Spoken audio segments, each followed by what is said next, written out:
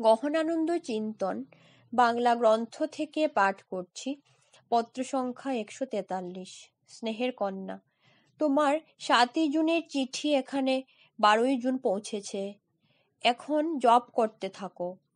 লোকজনকে এই বিষয়ে কিছু বলো না। তোমার মনে আসীন শ্রী শ্রী ঠাকুরের কথা শোনার অভ্যাস করো এবং সেই অনুযায়ী কাজ করতে থাকো। মনকে একেবারে প্রভুর চরণে সমর্পণ করে দাও।